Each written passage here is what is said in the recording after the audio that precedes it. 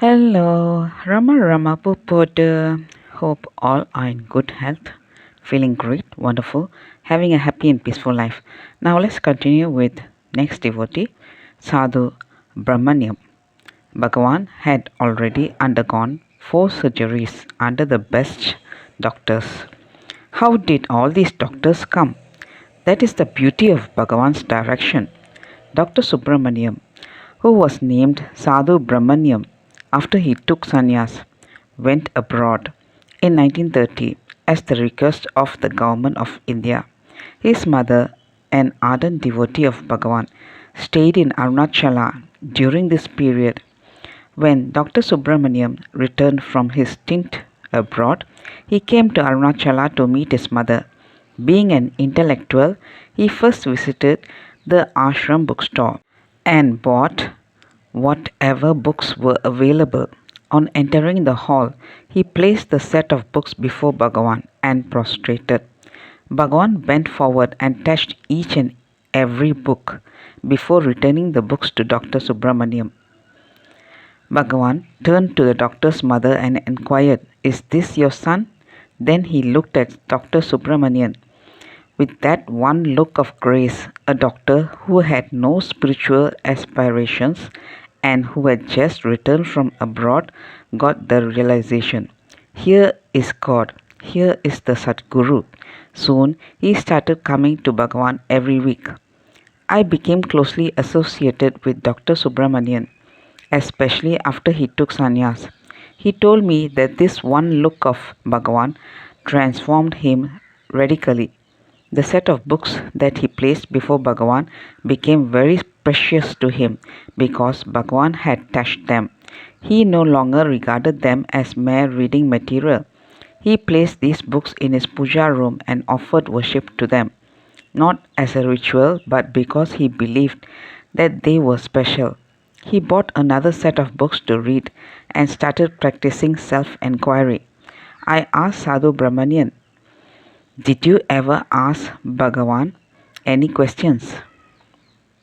He looked at me, patted me on the back and answered, "Ganesan, there was no need. Bhagavan's one look established me in that state of inner felicity. In order to make myself firm and steady in that state, I have his books. These books give you all the intellectual elucidation you need to go to that state. Bhagavan already gave that state to me. That look of Bhagavan and these books are more than enough.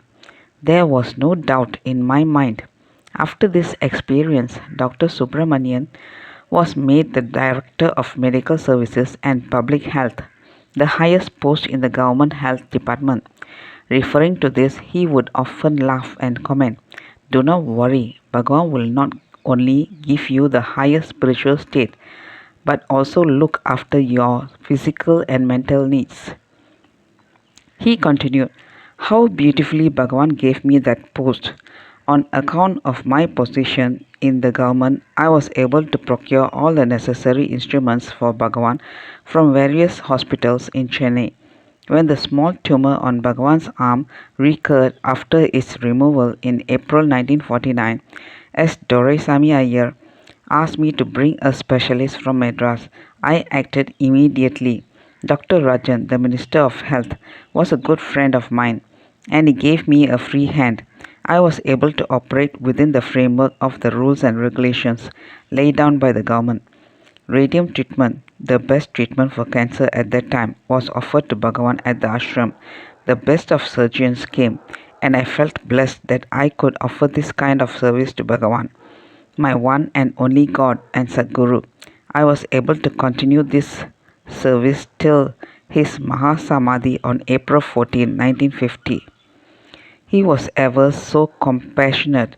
He gave me an opportunity to serve him because I prayed for it.